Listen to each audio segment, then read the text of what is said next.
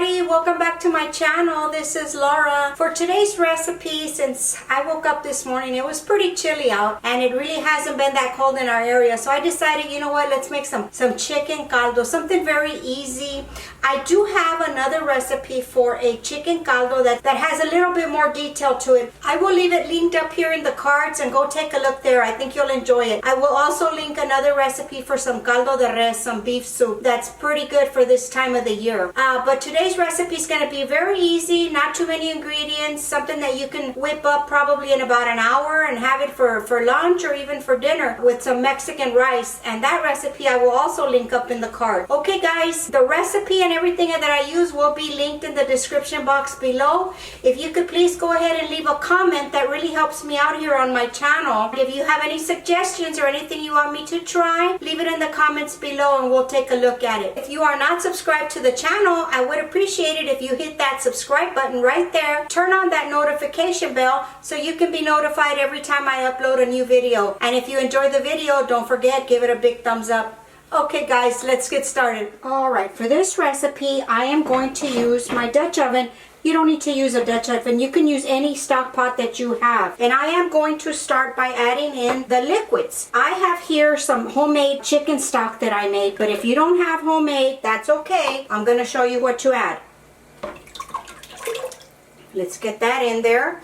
I use the H-E-B brand chicken broth, which is very delicious. And the only thing I will advise at this point is watch your sodium when you add salt. You want to taste it before you add any additional salt so that it won't be salty for you. Okay, so we have some chicken stock and broth, and I'm going to start adding all the aromatics in there, okay? All this that I'm going to add, we are going to take out before we put in our other vegetables. I am going to add some carrot, and this is to flavor the stock even more.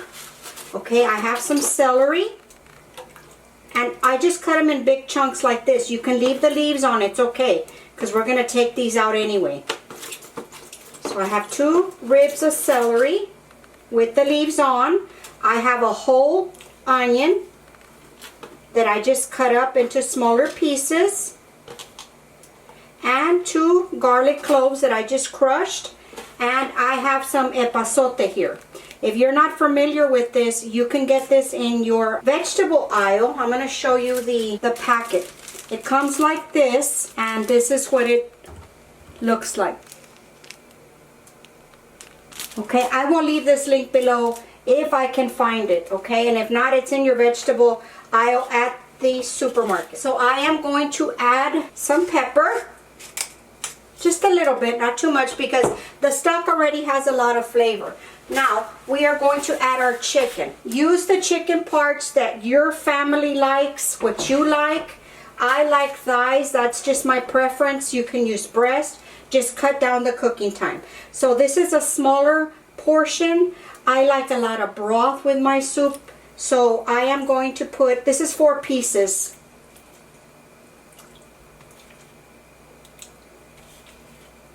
This is, one of these was cut in half. Okay, I am also going to add some water, some additional water. Like I said, I like lots of broth with my soup. That's just what makes it for me. I'm going to taste it after the chicken cooks to see if it's going to need a little bit of salt. And I have other things that I am going to add a little bit later. But we're going to bring this up to the boil and let it simmer for 40 minutes. So I will be back when we get to that point. Okay, this is ready for the next step. What we are going to do now, I'm going to turn off the heat just so I don't burn myself. We are going to remove the chicken, just the chicken parts. Of course, you know mine has very little chicken in it. You add as much as you need for your family. And get all the vegetables that are in there, get it off your chicken, because we are going to add some new pieces of vegetables.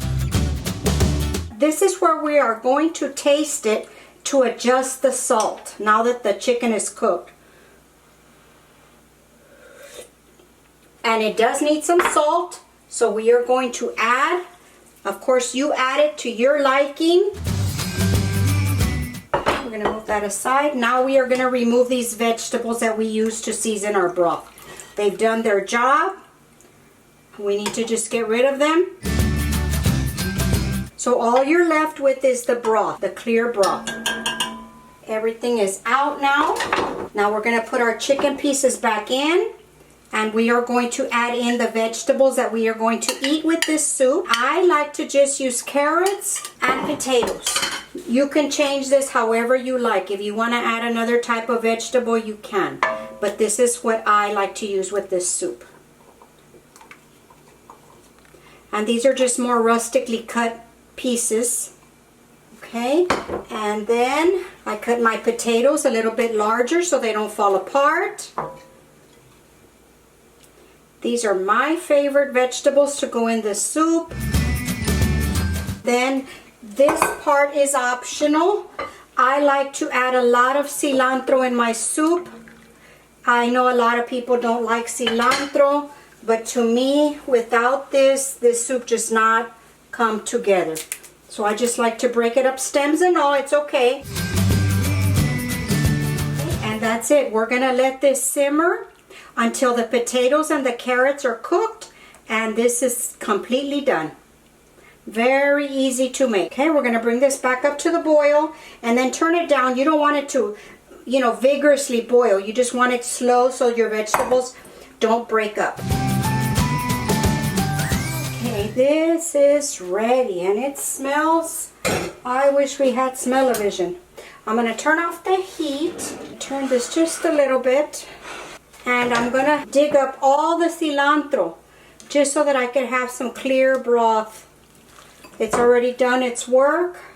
I'm going to take it out with this spider strainer here that I love. If a few stay in there, that's okay. I'm going to go ahead and plate this up, guys. And I'm going to show you the final product. First, let's take a look. Look at that.